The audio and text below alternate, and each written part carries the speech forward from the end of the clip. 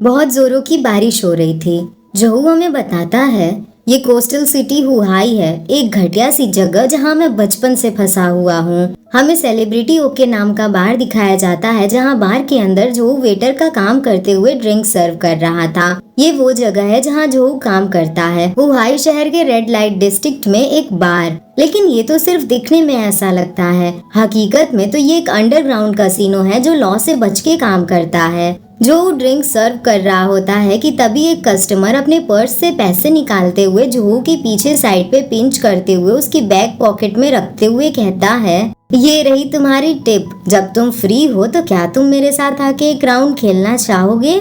जोहू को उस कस्टमर की इस हरकत पे बहुत ज्यादा गुस्सा आता है। एक पल के लिए वो तो शॉक ही हो जाता है, पर वो अपनी जॉब नहीं खोना चाहता था, इसीलिए गहरी सी सांस लेते हुए हल्के से उस कस्टमर का हाथ पकड़ के अपने चेस्ट पॉकेट पे लाते हुए कहता है, आपके इस ग्रेटिट्यूड के लिए थैंक यू। प्लीज इसे अगली बार इस पॉकेट में डालें, इससे मैं ज्यादा अप्रिशिएट करूंगा। प्लीज कंटिन्यू करिए, मैं बाद में आऊंगा।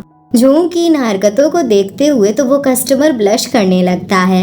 जोहू मुड़ के वहाँ से जा रहा था और पीछे से वो कस्टमर उसी के बारे में बात कर रहा था और फिर वो कई लोगों के साथ रात बिताने की बात करने लगता है।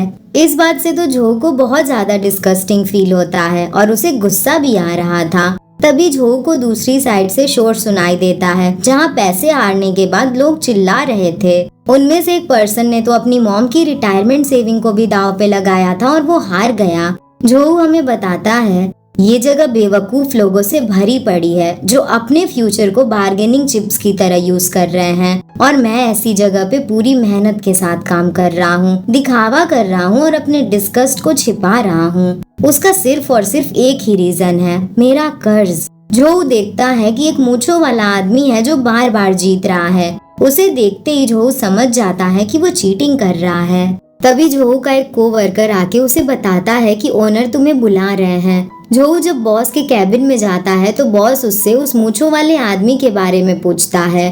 जोहू कहता है कि मैंने देखा कि वो चीटिंग कर रहा था, मैं आपको बताने ही वाला था। इस पे बॉस बोलता है, तो फिर रूल्स को फॉलो करते हुए सीक्रेटली उसे पनिश करो।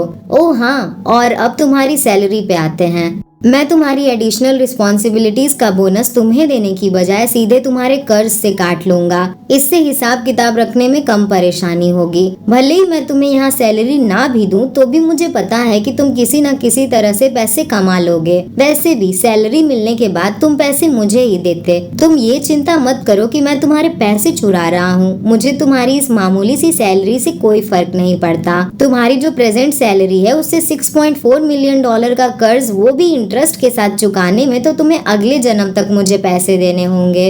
इसलिए अच्छा यही होगा कि ग्रेजुएट होने के बाद तुम यहाँ फुल टाइम जॉब करो। जोहू बहुत कुछ बोलना चाहता था, पर फिर वो फेक स्माइल करते हुए बॉस की हाँ में हाँ मिलाता है और उदास मन के साथ वहाँ से जाने लगता है। पर उसने एक बात तो तय कर ही ली थी कि वो ग्रेजुएशन के बाद इस घटिया सी जगह पे काम तो बिल्कुल नहीं करेगा। जोहू हमें बताता है, जैसा कि मुझे सपने में याद आया था, मेरे घटिया जुआ खेलने वाले नशे में धुत रहने वाले फादर को जब उस मॉन्स्टर ने एक्सप्लोड कर दिया था तो उनका सारा कर्जा मुझ पे और मेरे ग्रैंडफादर पे आ गया। मैं पढ़ाई के साथ साथ काम करके अपने फादर का कर्जा भी चुका रहा हूँ। मैं casino, bartender, house keeper, waiter, live drawing model, सारी तरह की जॉब्स करता हूँ। अगर मुझे पैसे मिल रहे हैं तो मैं कुछ भी करने को तैयार हूँ। जो तुरंत अपने आउटफिट और लुक्स को चेंज करता है और डैशिंग सा हुलिया बना के टेबल नंबर 7 पे उस मूंछों वाले बूढ़े आदमी के पास जाके उसे गेम के लिए पूछता है। वो आदमी मान जाता है और गेम शुरू होता है। देखते ही देखते जोहू सारे राउंड्स जीत जाता है। सभी लोग उसकी तारीफें करने लगते हैं, पर सिर्फ जोहू ही जानता था कि उसने उस मूंछों वाले बूढ़े चीटर के साथ चीटिंग करके गेम जीता है।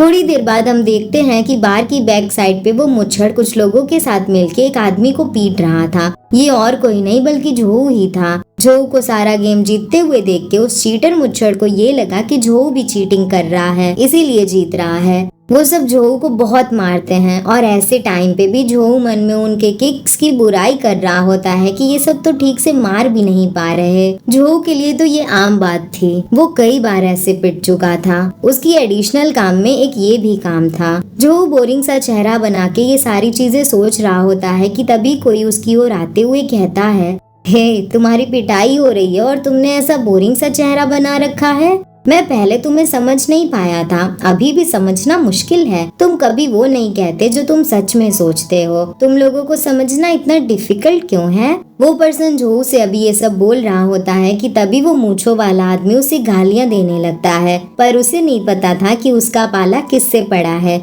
वो अभी गालियां दे ही रहा होता है कि तभी उसकी पूरी बॉडी पे टेंटिकल्स अटैक करने लगते हैं। जो धीरे धीरे उठ के बैठता है और जब वो उस पर्सन का चेहरा देखता है तो शॉक ही हो जाता है, क्योंकि ये वही ऑक्टोपस था जिसे उसने 7 साल पहले बचाया था और उसी ने इसके डैड को मारा था। जो शॉक में पूछता है, क्यों, कैसे, तुम यहाँ क्यों आए हो? वे युएलान?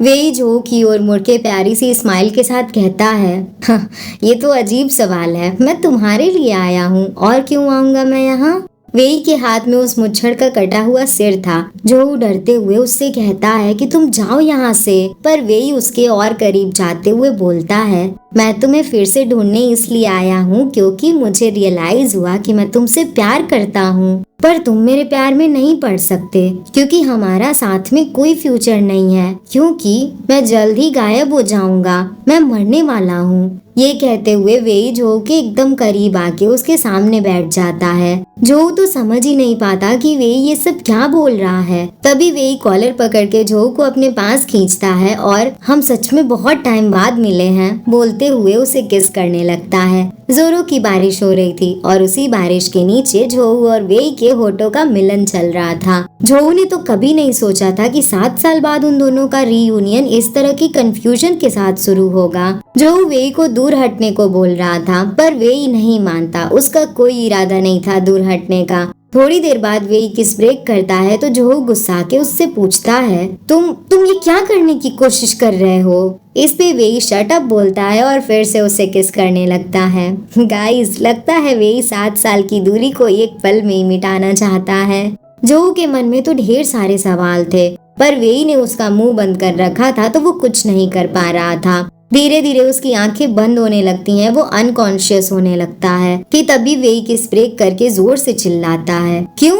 उसे ऐसे चिल्लाते हुए देख के तो जो कंफ्यूज ही हो जाता है और उसकी कॉन्शियसनेस वापस आने लगती है। वो अपनी आंखें खोलता है तो वेई रोते हुए बोलता है, क्या हो रहा है? ऐसा कैसे हो सकता है? मैं सच में तुम्हें अभी के अभी घोंसले में वापस ले जाना चाहता हूँ और तुम्हें डाइसेक्ट करना चाहता हूँ। मैं इसे शक क्यों नहीं कर पा रहा? ये मुमकिन नहीं है, ये तो बहुत अजीब है। कैसे? मेरी चीज तो तुम्हारी बॉडी के अंदर है, ऐसा कैसे हो सकता है? ये कहते हुए वेई अपने हाथ को जोहू की शर्ट के अंदर डालने लगता है। इससे तो जोहू इतना ज्यादा शॉक हो जाता है कि पूछो ही मत। वो रोते हुए वेई को रुकने को बोलता है, पर वेई तो खुद ही कंफ्यूज था क्योंकि उसकी बॉडी के सारे सेंसेस उसे यही बता रहे थे कि उसका कुछ हिस्सा जोहू के अंदर है, पर उसे ये नहीं समझ आ रहा था कि वो उसे बाहर क्यों नहीं निकाल पा रहा है। आखिर उसकी मैजिक का दूसरा पार्ट कहाँ है? ये सब कहते हुए वो जोहू की पैंट को नीचे खसका के उसके चेस्ट एरिया पे अपनी टंग घुमाने लगता है। जोहू तो उसे गाली पे गाली दे रहा था और खुद से दूर हटने को बोल रहा था, पर वेई उसकी बात को इग्नोर करते हुए अपनी प्रीशियस चीज को ढूंढने में लगा हुआ था। जोहू को बहुत ज्यादा गुस्सा आता है और वो चिल्लाते हुए वेई के फोरहेड पे अपने फोरहेड से जोर से मारता है। जोहू का फोरहेड तुरंत सूज जाता है क्योंकि बहुत जोरों की चोट लगी थी उसे बहुत ज्यादा दर्द भी हो रहा था। वो वेई की ओर देखते हुए कहता है, मैंने तुमसे कहा था ना कि पीछे हटो। ये बोलते बोलते जोहू शॉक में बीच में ही रुक जाता है क्योंकि वो देखता है कि वेई रो रहा था और उसकी आंखों से टप टप आंसू निकलते ही जा रहे थे। जोहू शॉक में उसे ही देख रहा था कि तभी वेई गुस्सा करते हुए बोलता है, मैंने तुमसे कहा था ना कि चुप रहो, मैं तुम्हें जाने नहीं दूंगा, कम से कम तब तक तो नहीं जब तक मुझे वो वापस ना मिल जाए जो मेरा है। 7 साल पहले जब मुझे वापस घर ले जाया जा रहा था उससे ठीक पहले मैंने तुम्हें यहीं गले पे बाइट किया था, तुम्हें याद है ना? तुम्हारी फिजिकल बॉडी को स्ट्रॉन्ग करने के लिए मैंने अपनी मैजिक पावर का आधा हिस्सा तुम्हारे अंदर इंजेक्ट किया था, लेकिन हाल ही में कुछ स्पेशल सर्कमस्टेंसेस पैदा हो गए जिसका मतलब ये है कि मुझे अर्जेंटली अपनी मैजिक पावर वापस चाहिए। मुझे नहीं पता क्यों, पर मैं इसे बिल्कुल भी बाहर नहीं निकाल पा रहा हूँ। मैं सच में इसे बाहर नहीं निकाल पा रहा हूँ। मेरे मास्टर ने मुझसे झूठ बोला। मैंने तुम्हारी अपर बॉडी के होल से उसे चूसने की कोशिश की, लेकिन कोई फायदा नहीं हुआ। ये कहते हुए वे एक छोटे बच्चे की तरह रो रहा था और बहुत ज्यादा उदास लग रहा था। उसे ऐसे रोते हुए देख के जो कंफ्यूज होके उसे देखते हुए सोच रहा था, हाँ, इस सिचुएशन में तो मुझे रोना चाहिए ना, तो फिर ये क्यों रो रहा है।